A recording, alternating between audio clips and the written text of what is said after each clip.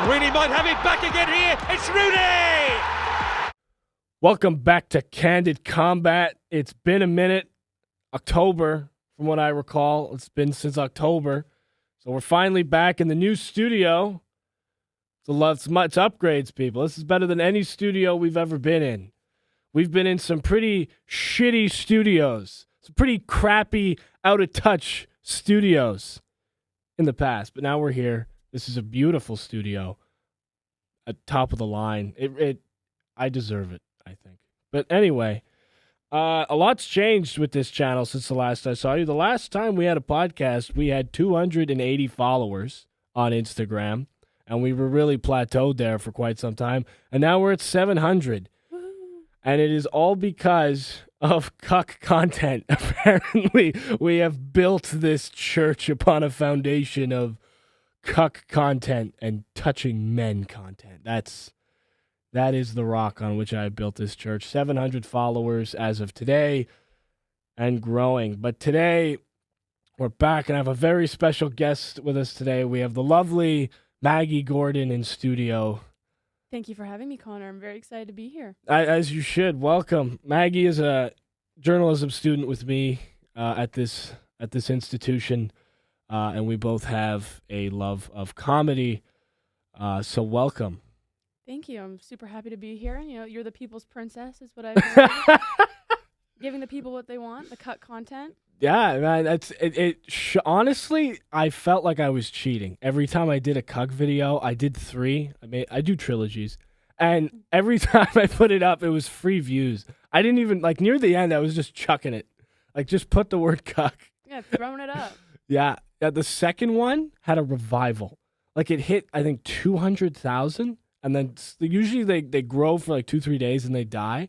That one came back and it's gotten 50K in the last week. Good, you just gotta keep reposting it. No, it keeps growing. It's concerning that that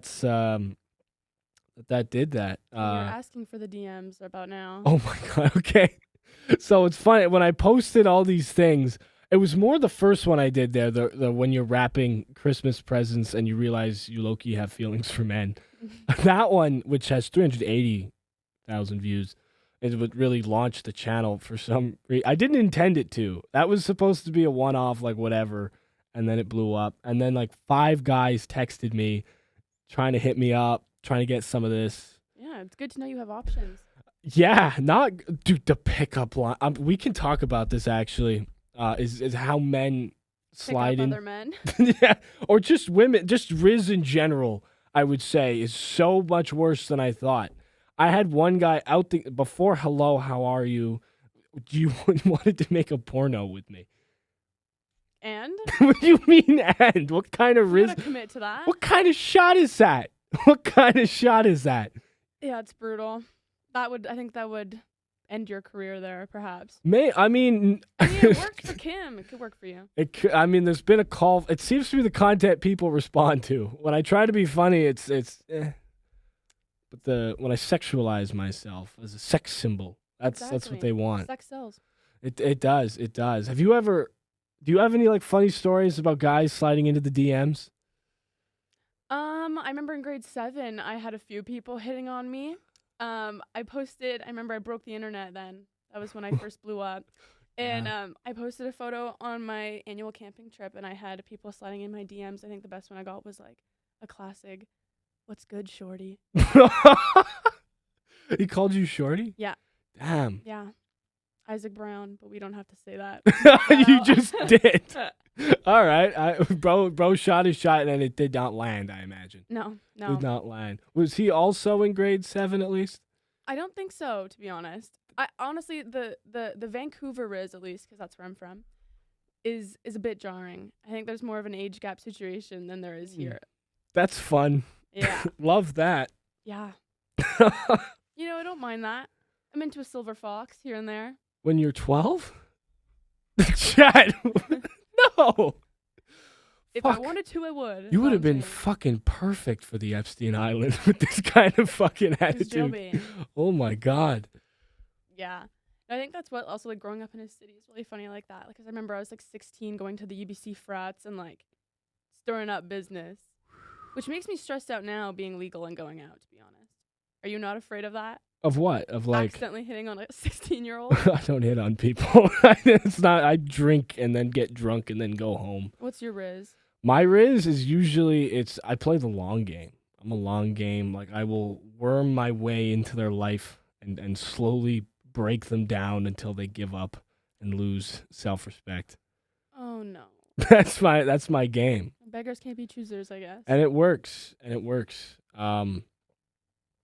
Also, no, I know guys that are good when they go out to the bars and it's like a magnet. I don't know how I've never been that guy because I'm too corny. Like I can't be like suave at all.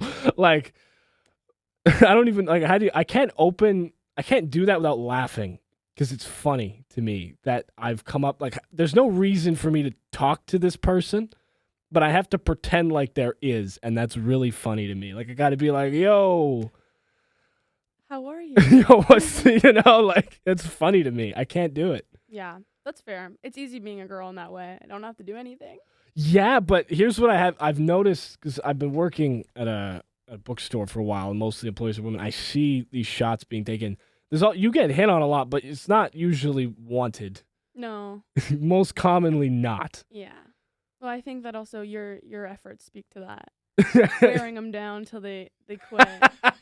That's usually what happens. Mm-hmm. Yeah, I don't mind it. You gotta play the game.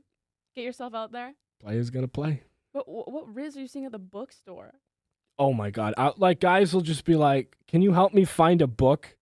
And then it'll be in like a far off corner section, and then they'll hit him with like and then they go help them find it. And yeah, there's been I've heard some weird stories from some coworkers of mine.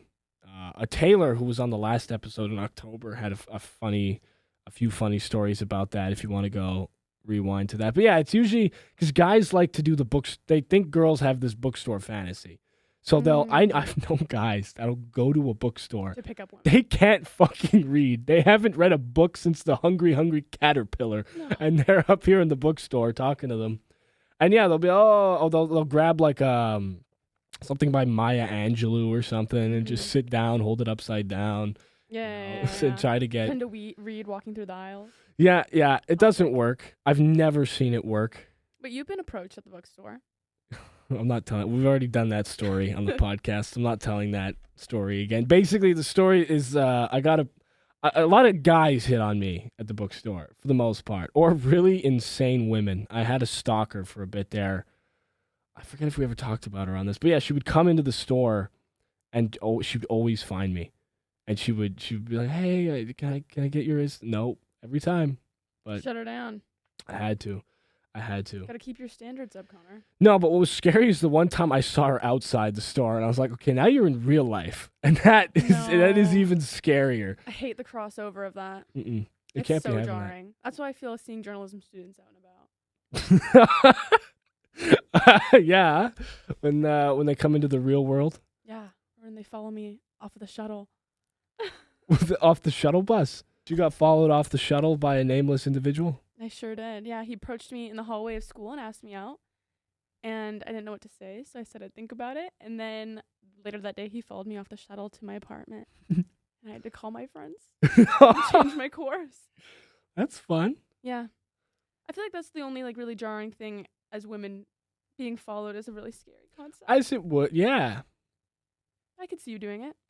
I did it actually once, back in grade 6. I had a crush on a girl at the school dance, and in my 11-year-old brain, I was like, if I just go everywhere with her, she'll like me. So I followed her. She kept trying to we'd be dancing, and then she'd walk off, and then I'd follow. I've learned since then it didn't work. It's not an effective method. Have you learned? Yes, I have. You haven't seen me following you, have you? Okay, no, really not. She's gotten better at hiding. Yeah. So you do a lot of improv. I do, yeah. I'm on my level 3. Level 3. Okay, explain to me what these levels are. So you work your way up. Level 3 is when you perform your first grad show. So April 26th, I'll be on the stage. Okay, book your tickets, gentlemen. Yeah, seriously, Montreal Improv. I think it's like $15 a ticket, to be honest. Quite cheap. So yeah, level 1 I Jeff think Bezos. is working on is we're working on character development Okay. and figuring out how to, I don't know, fill up the voids. I think is more of the point of improv. There's a lot of empty silence, and I think you have to figure out how to film those spaces, at least with body movement, if you're not doing like character build. Mm-hmm. Level 2 is more scene setting, and level 3 is more long form story. So right now we're working on that. It's filled with chuds. I'm the youngest person there. There's a 73-year-old. That's cute though. Most of them are in their 40s. Kids, mortgage.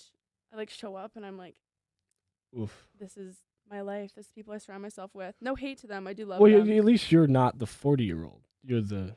It's so true. That would be. I low-key respect to the 73-year-old though, getting out of the he's house. awesome. He just had brain surgery 2 weeks ago, and he was in class this week. So Oh, great. props to him.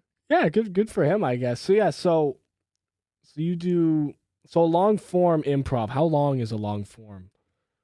Our open scenes are usually like 5 minutes. Again, that in the real world of improv is quite short. Mm-hmm. If you go out to shows, I'm not sure if you do. Do you watch improv? Not really, no.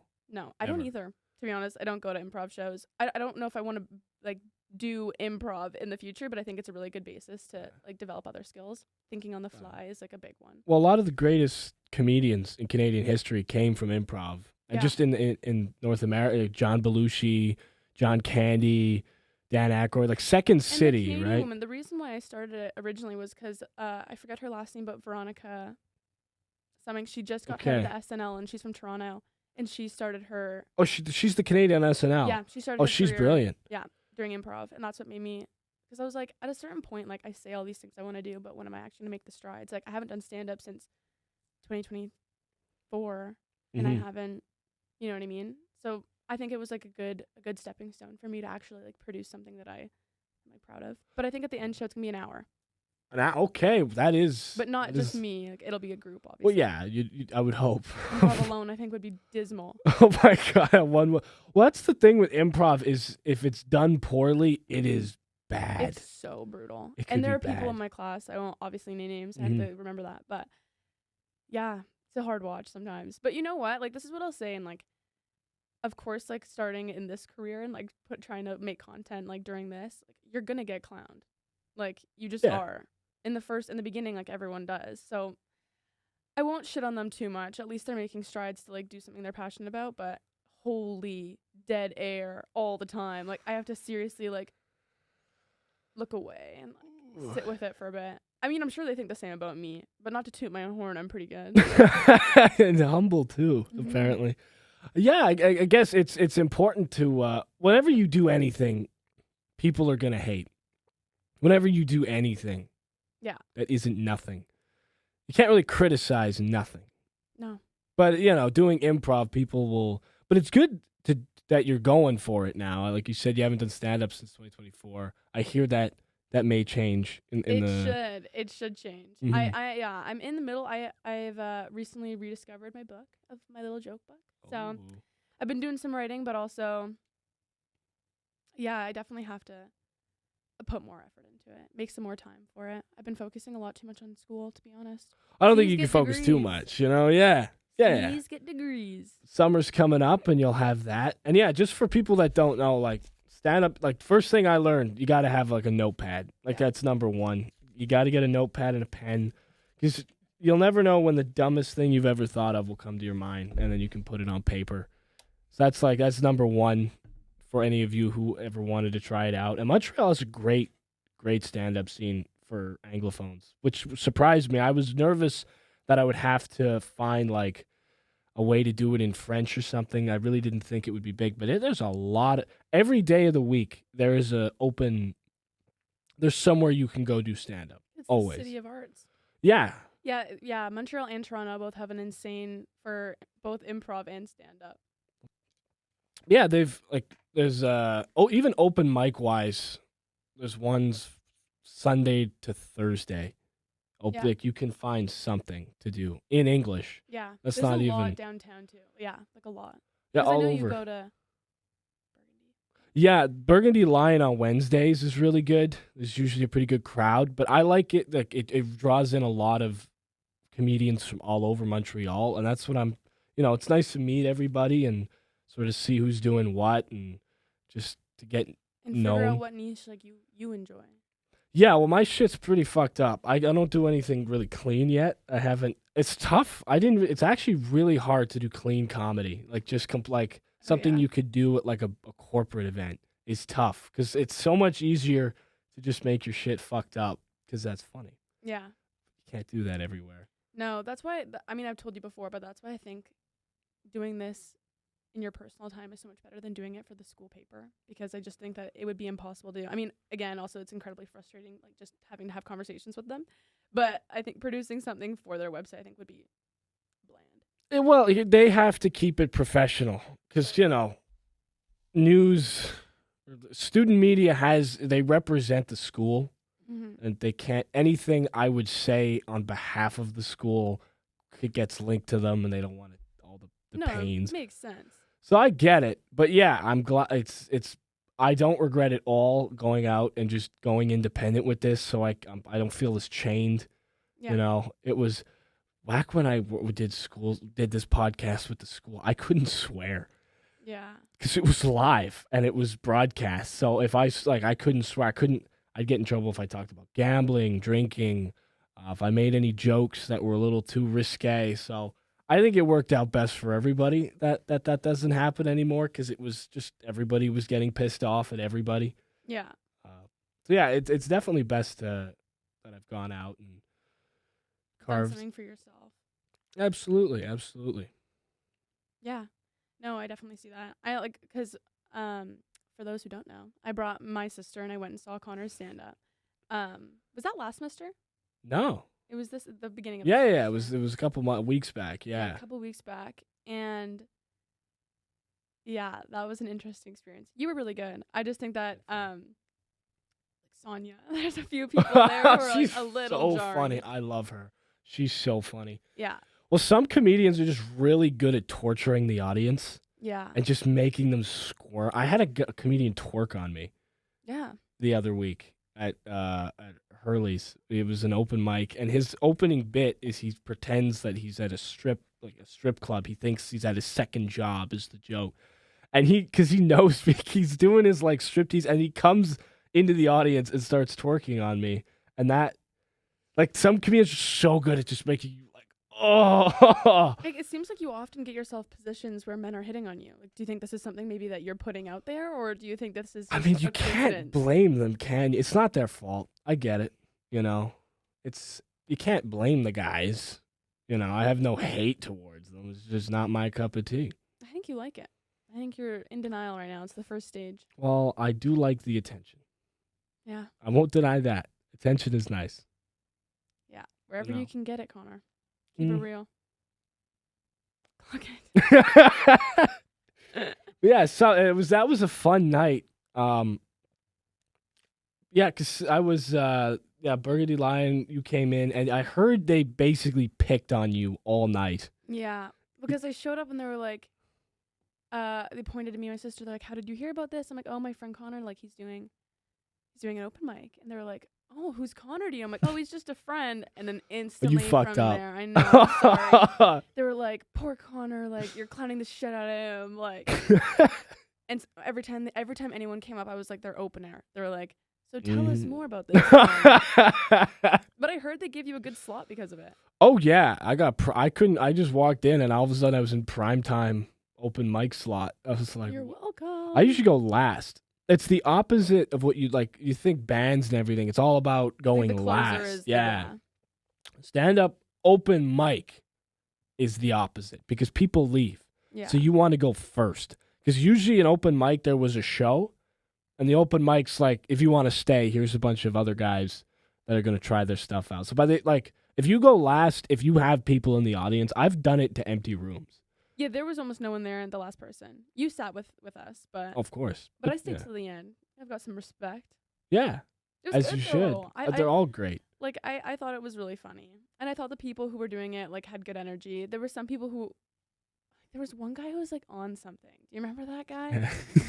Well, I mean, you're at a bar. You know what I mean? So sometimes, like, I've done it where I've had a few too many. The first time I did, I think I was seriously blacked. It's fun. Yeah. I kind of like doing it drunk. I'm not going to lie. It's a Yeah. lot more. Because I don't know. I don't care anymore if the audience Flows better. laughs.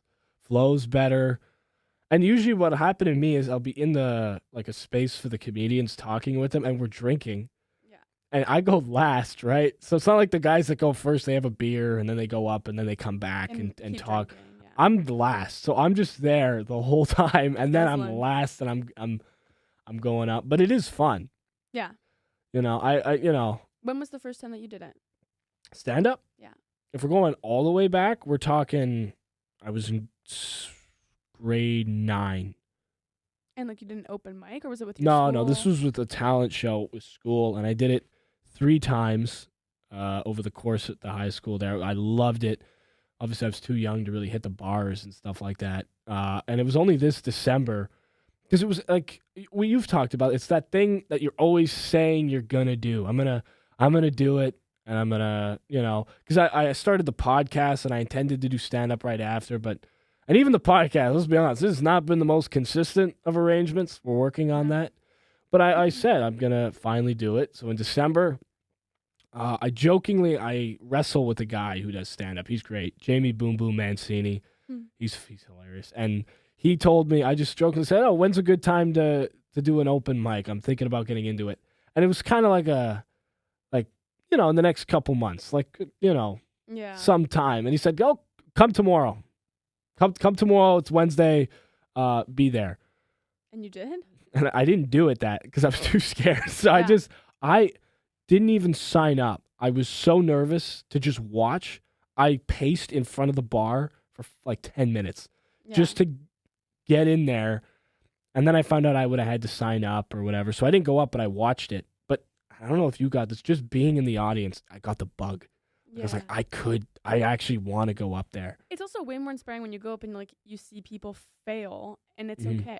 Like Yeah, it's fine. for me, like that was my biggest thing, because I went to Brass Doors Mm-hmm. on Crescent, and I went a few times before, and I sat in the back and I brought my journal and I wrote down things that like I thought were interesting or I thought worked, and then I kind of like curated my stuff like around that. Mm-hmm. I mean, most of my stuff was about my mother. That's can't go wrong. No, can't go wrong. She's an easy target. Mhm. But you know what? Props, because I find like most comedians, like the trope is they fall into it's just sex jokes Yeah. the whole time. I think though, as a woman as well in comedy, it's really hard to like make that funny. Mm-hmm. Like I think that's a really easy one that people gravitate to, and it ends up just like kind of being overdone. I find the same thing with men though. Like you can make a sex joke work. I just like about your I don't know. Do you know what I'm trying to say? I think maybe more as women. I'm just thinking Amy Schumer, and I can't stand that one. Who were your comedian inspirations? Like if you had to pick some. I really like. Well, they're on the nose. Like they're not gonna be niche, but I really like Louis C.K. Oh, I like so Shane funny. Gillis. Like I grew up watching like Kill Tony a lot. So Mm-hmm. that is like my biggest fear. I seriously like can't even imagine like going on that. I think I've had nightmares about me being on stage there, and like seriously, like it's the worst thing ever. But also like really like Nikki Glazer. I think she's funny and like current as to now. I know this is a hot take, but I like Mindy Kaling. I just like the way that she writes and like portrays herself. But she's terrible. But I think she's a good writer. She's got a good writer. Okay, well, That's she what was I would great on wanna The do. Office. Yeah. Right. Velma, I never watched. No, I've heard things. I've heard things, Yeah. not great things, No. but yeah, she's good. Gillis is the biggest in the world right now, I would say. Yeah. Even though he hasn't released anything No, I know. Well, he's I'm got a dying. Netflix special. recently, because No. Beautiful Dogs is like 3-4 years old now. Yeah. He had that one before that. That's a couple years. He's been doing Tires, which Yeah. is it's the best show on Yeah. television comedy I've wise. only seen a little bit of it, and I've really liked it. I love it. But yeah, he's great. CK, I think, would have been the biggest of the generation. But he got canceled. If he didn't get canceled, that's what he was so good. And I still listen. He's got new specials because he's sort of made a comeback in the past few years, yeah, and he's still performing live. Like he's got shows. Oh yeah, he's so funny. Yeah. So he's sort of the one that came back. Yeah. Most people never came back. Like Spacey didn't come Mhm. back. Who else? In terms of who didn't go to jail, I'm saying. Yeah. Spacey never went to jail. CK never went. A couple others. But yeah, CK sort of rose from the dead a little bit. Yeah. he kind of came, like, he was one of the last to get canceled. What was his cancellation about? Well, it was the Me Too movement, which was, they got rid of Weinstein, who's obviously just horrible, and Cosby, these guys that had just been sexually abusing people. CK was sort of at the end of that wave because they were just going after everybody. And his thing was he would bring girls back to the apartment, and then he would just ask them, do you mind if I masturbate in front of you? And the argument, Classic. well, the argument was because he's in a position of power. That You it's know, gonna be He never he never did anything without consent. It was more of the power difference yeah. here. A couple people came out and defended him. It was Sarah Silverman said, yeah, he did it to me. And some nights it was like, yeah, and other nights we'd get a pizza. Yeah. So yeah, but I could see why he was able to come back from that. Yeah. Yeah. Like one of his favorite jokes is when he came back, he was saying everyone has a weird sex thing, and now all of you know mine, and I don't like that. But I like that. I like when people come back and then we'll acknowledge it and acknowledge what happened. I think that's hilarious. He called his special I'm sorry, and it was in the background. It's so good. So funny. So funny. Yeah, for my birthday last year, my dad, he took me to Seattle to go see Matt Rife, who I'm not a fan of, but that also was. I mean, he's good at crowd work. To give him that, I think that is his thing. I think he is good at that, and I will give him credit to that. I think that he's just a little bit of an obnoxious person in general, but I don't listen to him. no, he's not my style. He's not great. No, I he's know, quick, but he's not great. Yeah, I don't know. A couple of his jokes went viral. They were I don't know. He's not edgy enough for me. He got canceled because he made a joke about domestic violence, and then people got upset, and he sent out a link for people to buy the helmets for autistic children. Okay, that is funny. And everyone was like, "Are you kidding me? This is so offensive." I liked it. I thought it was funny. They love that. And comedy has come back. I've noticed in the past 5 years, it's getting edgy again. People are starting to push it. Yeah, I think that people are pushing back a little bit on that, which I think is good. I mean, media has gone to shit. Film is terrible. TV is terrible. Well, what's the last funny movie you saw in a theater? Or just anywhere? I feel like the 2000s were stacked. You had Seth Rogen, Will Ferrell, all these guys coming out. Anchorman, Knocked Up. Yeah, I don't know if I've seen any recent movies that have made me audibly laugh. I don't know. I think the last funny movie that I saw, again, ain't from ages ago, but movie 43 or whatever it is. What is it? I haven't seen it. You need to watch it. It's so good. Yeah, Planes, Trains, Automobiles. Oh my God, John Candy and Steve Martin. So good. They're great. So good. That's from a different era entirely. I know. That's the thing. Right? I think it's really hard. I think people are so afraid of the fact that cancel culture is so relevant and being held above people's heads. I think people are really scared. So I really like the concept of people who don't care. Shane Gillis. What are you gonna say to Shane Gillis? He doesn't give a fuck. Oh, and he sort of brought it. He was the first guy where I watched his comedy special and I went, scales turning. Yeah. Because he said some stuff that you couldn't have said before that, and I went, oh, it's. So hopefully we get some funnier movies. I know there's a few. If this generation starts making better movies, hopefully, we'll see. Anyway, we're gonna take a short break. We got a little comedy skit I haven't filmed yet, but I'm sure it's hilarious to show you gentlemen. And we'll be right back shortly.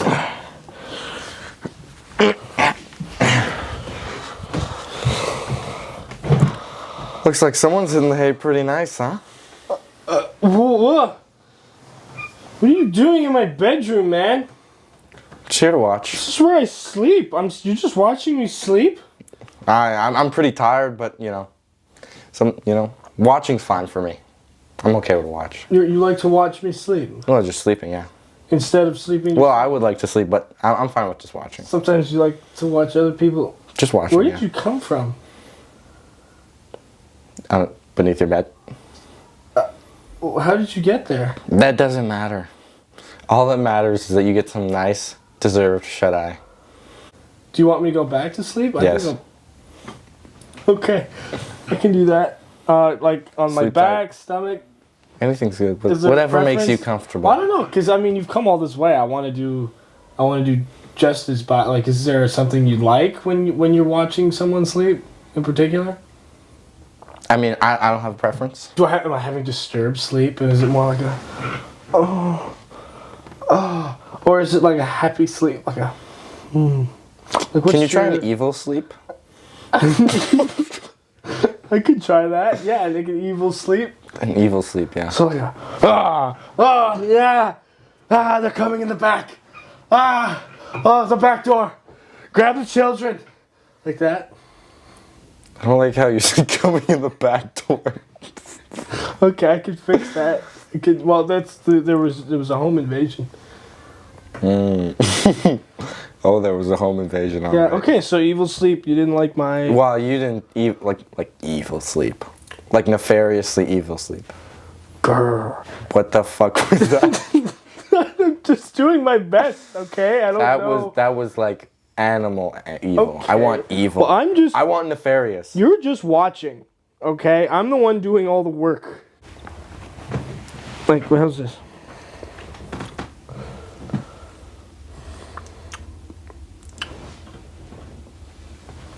What are you doing? Stop that. Stop. What are you doing? I'm getting uncomfortable.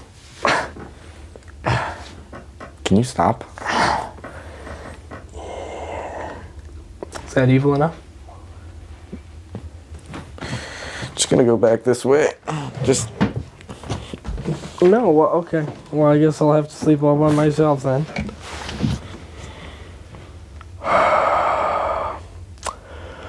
Alright, anyway. What the fuck are you doing? Are you serious? I am still here. I thought you left. How could I leave? I thought you left. I don't know. It was a thing. How could I have left? Well, this is embarrassing. The gall. The We're gall. all set. Hope that whatever I just did was funny. Anyway, so now we're doing a little segment. I wrote some jokes today to share with Maggie. We'll see if I can make her laugh. I have 3. I'm not giving out pity laughs, Connor. Oh dear. Okay. Well, they're not good. And then I wrote 2 joke swaps for you, which are I'm gonna laugh at regardless if you think they're funny or not. I think they're funny. Joke number 1. I was having sex the other day, and then I woke up, only to realize to my horror, I was still getting fucked.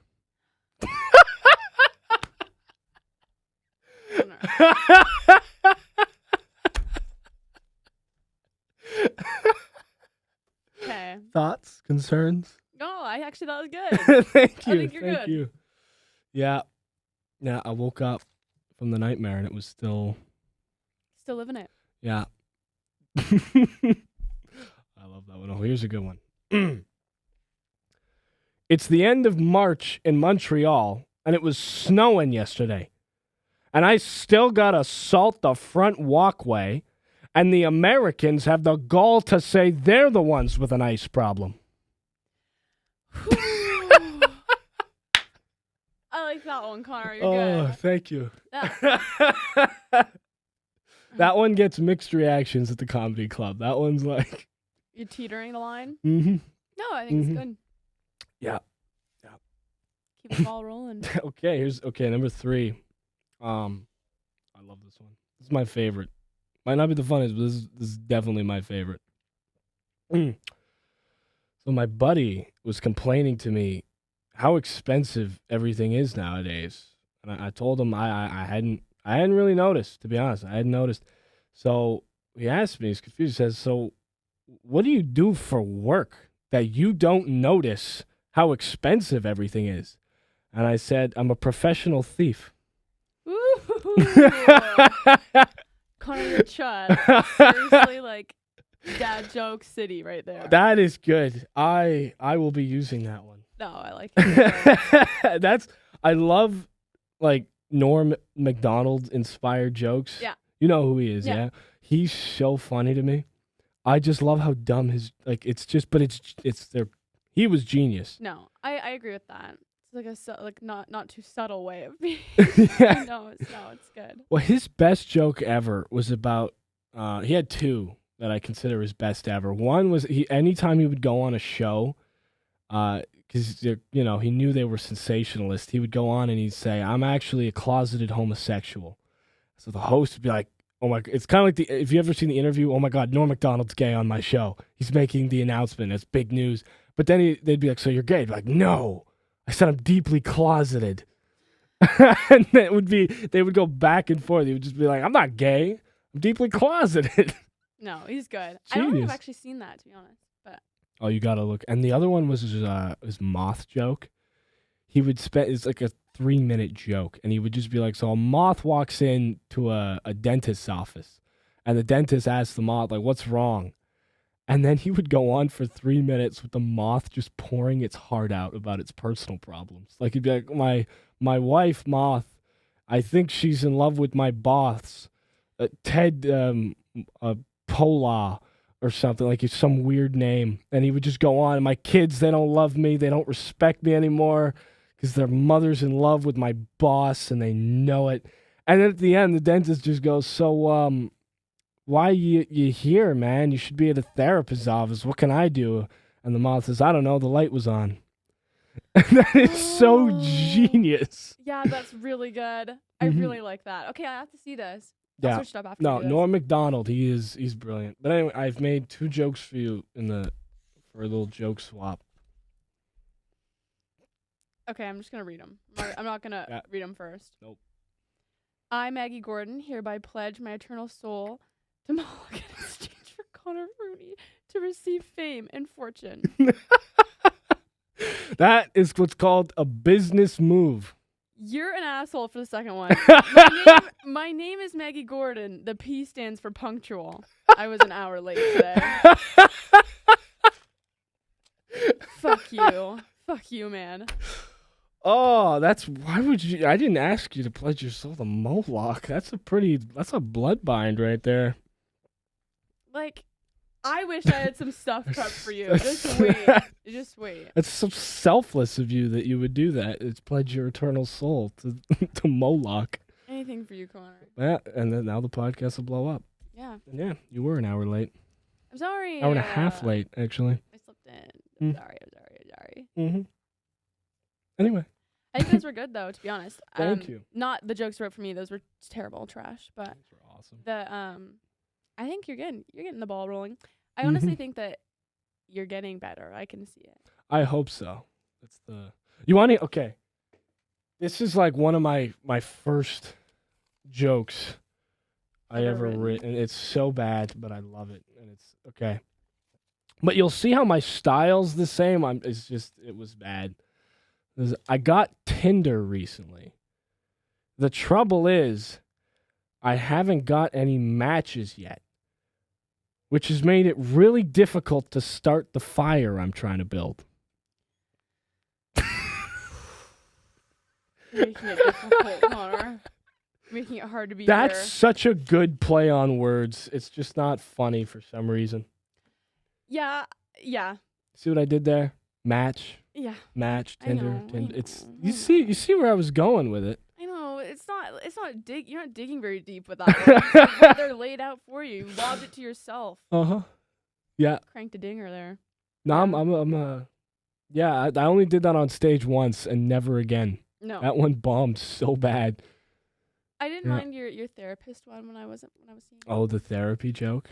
Mm-hmm. That's a good one. That's so I went to the therapist recently and pouring my heart out. I'm having a rough time going through some stuff, and midway through the session, my the fire alarm goes off. So the therapist had to stop the session. We had to evacuate. The session was over, which, was really upsetting to me because I'm really trying to work through this pyromaniac thing. I like that one for some reason. I actually don't even think it's the funniest one you did, but Oh God, no. I liked it when you were on stage. Also, like the 13-year-old one. I'm not. No. You got to come watch my show. You want to hear the 13-year-old joke? No, when I went to Japan, I went and saw a stand-up, Mhm. the only English stand-up in Japan. Damn. And there were some bombers there. Because most of the jokes there, they just talk about how, like, Bombers in Japan. there's, like, fat white dudes who moved to Japan so they could be with a tiny Asian woman. And it's, like, Oh, okay, yeah. seriously an issue watching it happen. But, I think you're on your way up. I'm getting there. We got to get you back. We got to get you back in Yeah. the end of the semester. If you had to compare your style to a comedian, what would you say is yours? Honestly, I feel like it's too early for me to even, like, say that. Because Mhm. I don't necessarily think I found, like, my exact niche. I think I'm just, like, testing out the waters. I mean, for me, like, I don't know. All of my jokes are basically about my mother. My mother's a white woman from BC, who maybe isn't the most self-aware person in the world. Okay. I think, like, she very much hates feminism, and maybe it plays into the eating culture a little bit, which I think is, like, really good for me to work with, at least. Like, I remember also we were in LA watching a Yankees-Dodger game, and we were taking an Uber, and our Uber driver was an ethnic man, as they are sometimes. Sometimes. And she was hammered. She's a big drinker too, but she's hammered, and she was in the back, and she was, like, wailing. She was like, "I'm so excited that, like, soon to be at an age where I can be racist and no one can say anything." I'm like, you can't say that. Also, if you're self-aware in this moment to say that, then you aren't going to be able to be old and racist without people saying it. Like, different times, Ava. I think that stuff, or me calling her in first year and, like, showing her clothes I bought, and she's like, "I ordered you a gift. Like, go down and pick it up." And it's a scale. Like, she got you a scale. yeah, she got me a scale. I remember growing up, she used to cry to me and tell me that she loves me less when I gain weight. It's so funny having a mother that way, where it's like, she is my best friend, but at the same time, like, I'll get in trouble, or we'll, like, take edibles together or shrooms together and watch a movie and hang out, and then in the same breath, she'll, like, whoop my ass if I came home with a McDonald's bag. That's where she draws the line, huh? Yeah.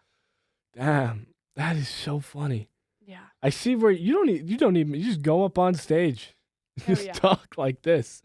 No, I know. This is kind of what I did. I feel like I do more, like, story form rather than, like, a, you know what I mean? Like a set sort of. Yeah. I think growing up in Vancouver, especially with the family that I have, is, like, very social, and they are big drinkers as much as, like, we all are. You drink, I drink. Oh yeah. But my dad in Vancouver was the president of a liquor company for a while, so you know we always had it on hand, and I think that unfortunately alcohol provides good anecdotes, good funny stories. So that's, like, a lot of my life. Well, nobody in our generation drinks as much. I know. I noticed, and all the studies are coming out and showing that. And I don't know, because I don't know. I always like to go out, have a beer, it's good. But most of my friends aren't big into that. No. I have a group of guys that will do that. Your brothers? I mean, yeah, they're always game. They're the best. They're just me. Yeah. In different fonts. They all look like you. You guys all look the same, like copy paste. All the wrestling. Oh yeah. We were very, very similar in a lot of ways like that. Yeah, they're great. They're great. The twins just turned 18, so it's good that we can all now go out as a collective. It's cute. I'm happy that I live here with my sister. I think it does make it. My sister's the least funny person. Should I have her on? No. Should she come on next? It's actually gonna dead end your career. Yeah. Yeah. No. I also just think that maybe I made not very smart decisions in my growing up years, my adolescent years. So I think that I've got good stories. Like in grade 10, I was part of an outdoor school, so half the year I was in a classroom, and then the other half I was either, like, canoeing or kayaking or, like, building quincees. That's awesome. Modified snow shelters, if you will. And I remember I brought a bunch of edibles because that's when the year I started getting really into weed, and I gave them to all of the other kids in my group, and everyone greened out. And I had gotten in so much trouble. What grade is this? 10. Oh my God. I was 15, 16. Damn. Yeah. They couldn't handle it. How much did you give them? 30 milligrams? 30?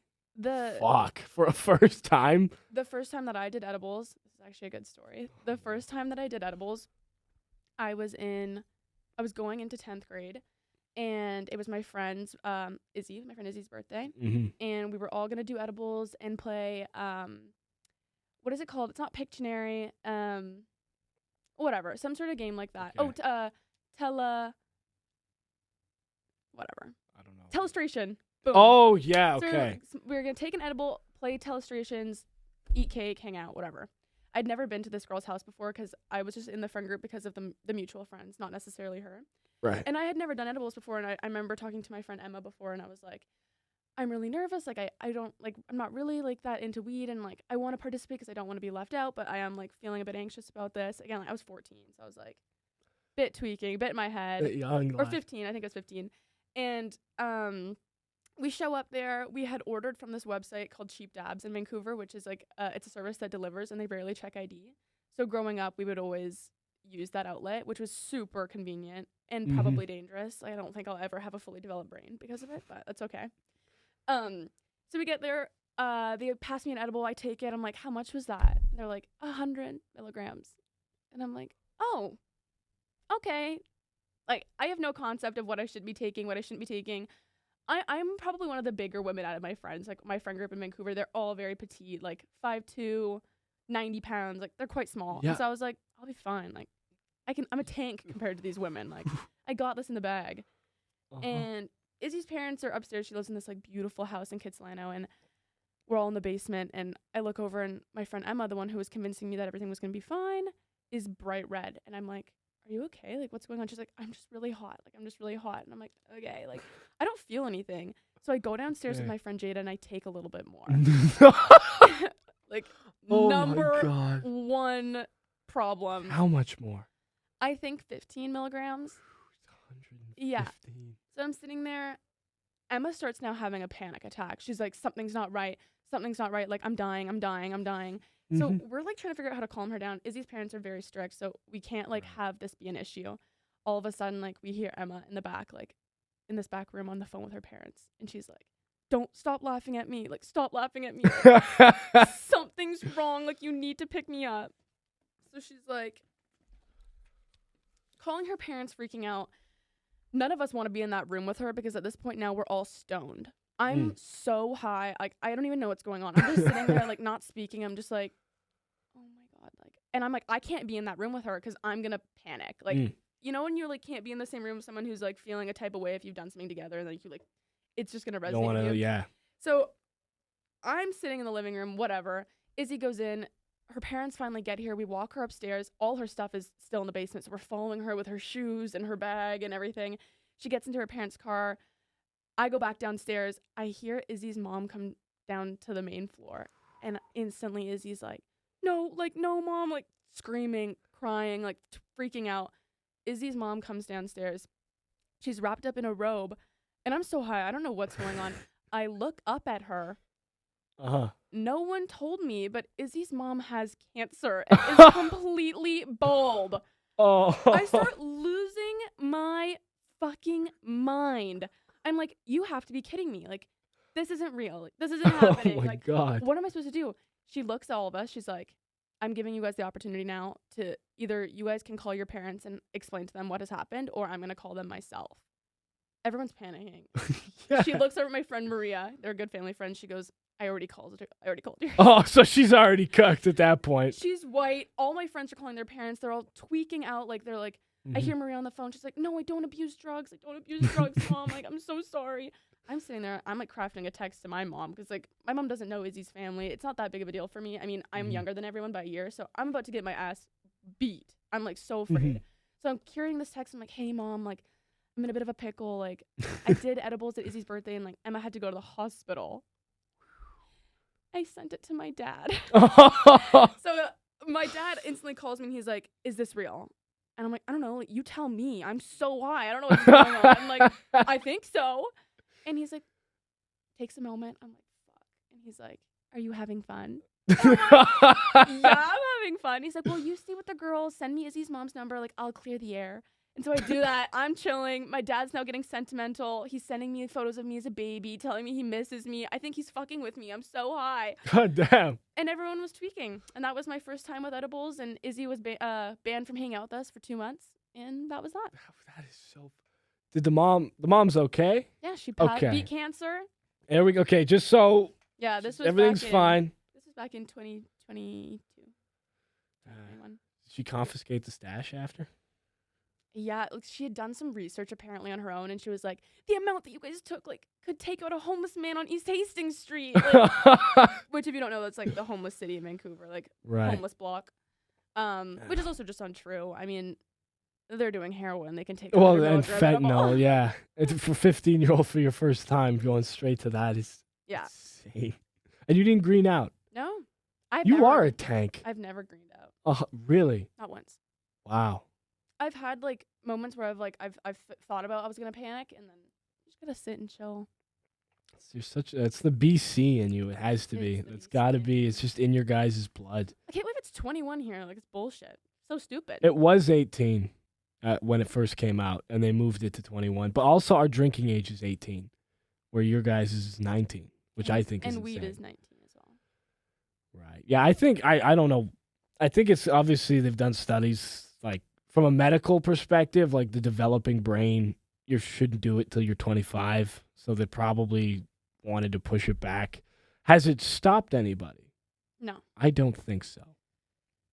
And I don't know, maybe there's politics with it because we have Oka, which is the reservation. The Indigenous Reserve up north, I believe. I don't know where it is actually. But anyway, that place sort of is, that's where people go if, to get it at a good price. So maybe 18 they started losing business, a couple deals. I don't know. Yeah. Who's to say? I think that people just have a weird stigma about it, to be honest. I think that in my family now, I mean, my mom was super against me smoking weed because, of course, there's all these like things associated with it, being lazy, unproductive.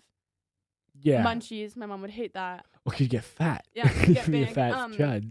But I got my whole family into weed eventually. So my mom smokes weed now. My sister smokes weed. My dad won't. But I think that for a lot of families and a lot of people, there is this like unhealthy image about the difference between smoking weed and drinking. I think that in my mind, I weigh them the same. Mm-hmm. I mean, I know that smoking weed consistently is definitely like terrible for your brain development, but also this is what we're doing. We don't need that much brain development. We're on a podcast here. Yeah, I guess. Yeah, and I think a lot of it is the war on drugs in the United States, really, and there's always been the studies that it can cause schizophrenia if you are especially in men. Yeah, so that's I think why people are more like you can drink as much alcohol as you want. I don't think you're going to get schizophrenic about it. No. Yeah. So I think that's where the stigma comes from with it. And it was illegal for so long. But like, why would like having a midday like happy hour, few bevs, why would that be an issue? And then like smoking a cheeky like 5 p.m. joint. Well, I feel because when you legalize something for that little bit of time, people are gonna go nuts with it. Like when you look back to the 50s, like the prohibition's just done, they're having martinis at lunch. They're getting hammered at work. Like it's legal now. Bet we're getting shit-faced all the time. Yeah. Anything happens, we drink. My used to drive because my grandfather's not big on drinking. He used to tell me like back in the day, it was like, oh, we did a thing. Let's go get hammered at work. I guess we did the thing. So that was the culture back in the day. It's kind of the thing with marijuana now. But it's legal in Canada. People are going a bit nuts. Yeah. I gotta be honest, when I see somebody like it's like a work day, midday outside a metro station, I'm kind of like, what are we doing here? Yeah. Like, recreationally, like, Yeah, to each their own. On your own time. I mean, everyone has I think also a big part like plays in what drug of the city. Like, different cities, different drugs. Like Vancouver, it's weed, but it's also like coke. Fentanyl. Well, fentanyl. You guys are fent heads. Okay. A small, well, not small. Not a small. No, we have high rates of overdose. High. But I think like the drug of choice for Montreal is ketamine. At least like that's what I've seen. Really? Yeah. I've like, to me, obviously it's a big alcohol city, but I'm thinking weed, coke. Here?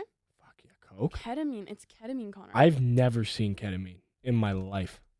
Maybe I'm just not going to the right... Like, I go to the bars. You don't have the right friends, Connor. No, clearly, I don't have the connections. No, when I was in first year, because I graduated high school early, so I was 17, and people in my residence were... Doing ketamine? A lot of them were doing ketamine. What does ketamine do? It's a horse tranquilizer, so... It's kind. I think it is a mix of like a psychedelic, but also like speed. So like you'll feel. It could be considered a downer. So like alcohol, a Mhm, downer. That's a downer. Yeah. It's the same. Like where ketamine can make you really sleepy. So it's not a party thing. Like you're not It going. is though. are you- It's okay. like rave thing. Oh, it's the I've one never that, been like- to a rave. Really, Connor? Never. Is that like not something? No, you like an Irish pub.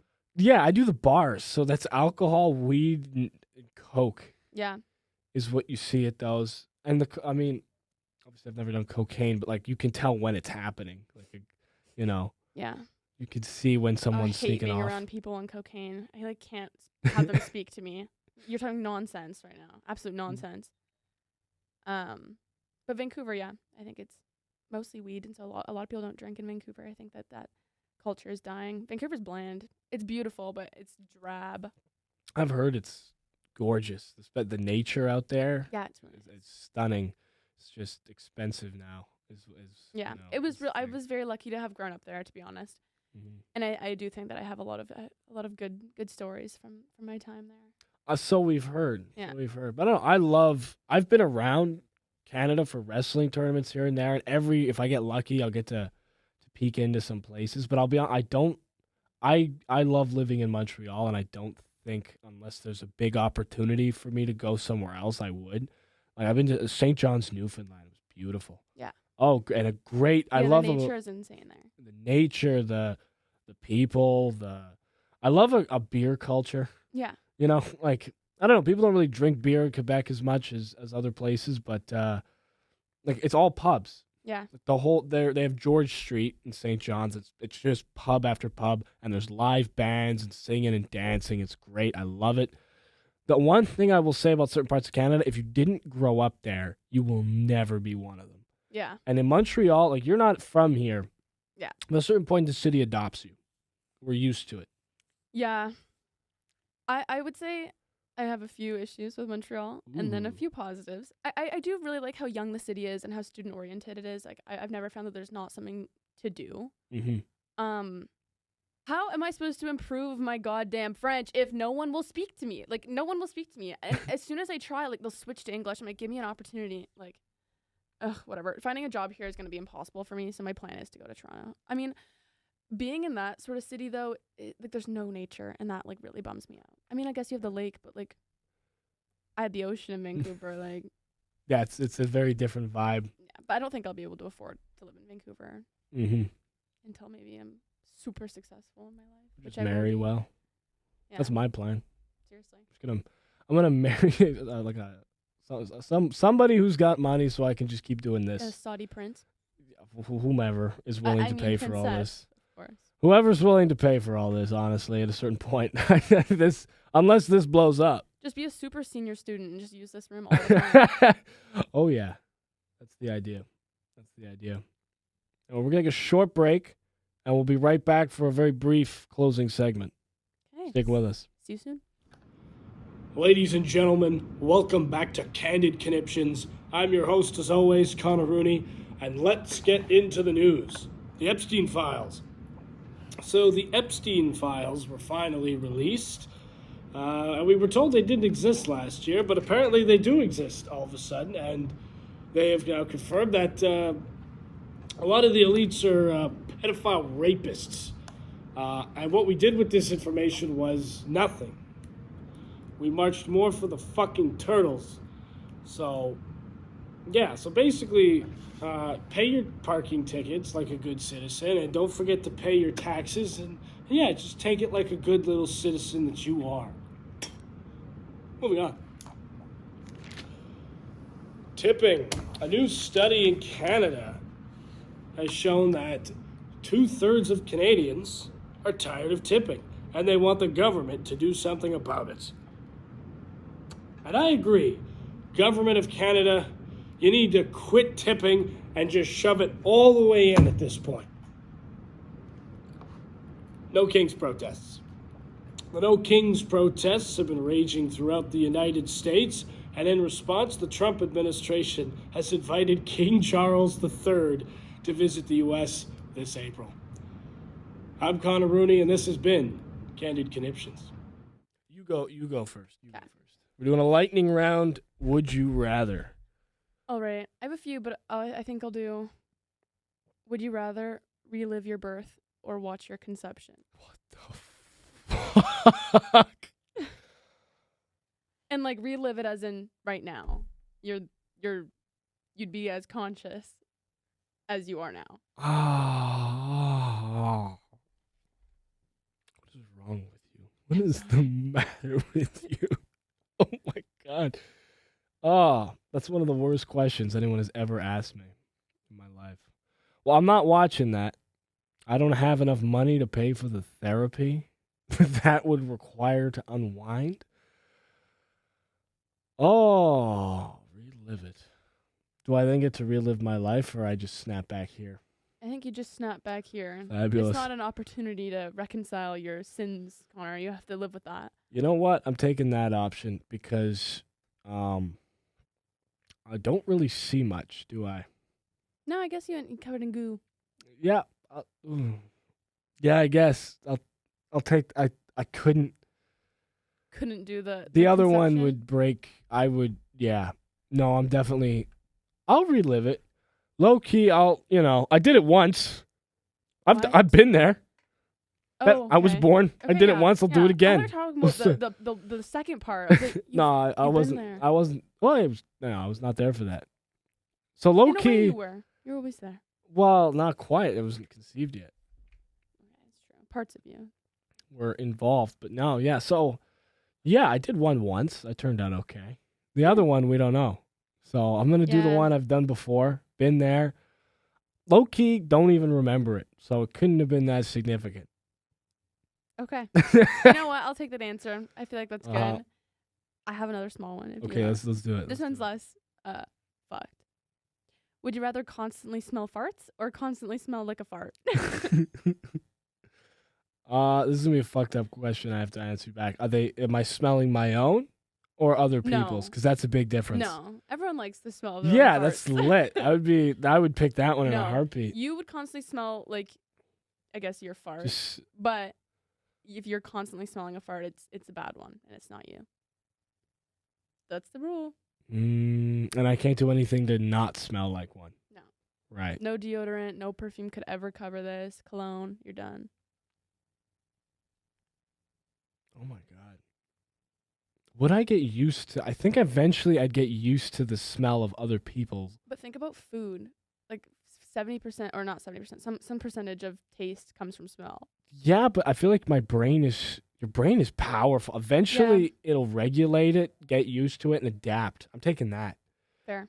Because I feel like it'll suck for a couple days, and then my brain is like, either kill yourself Yeah. or adapt. One of the two.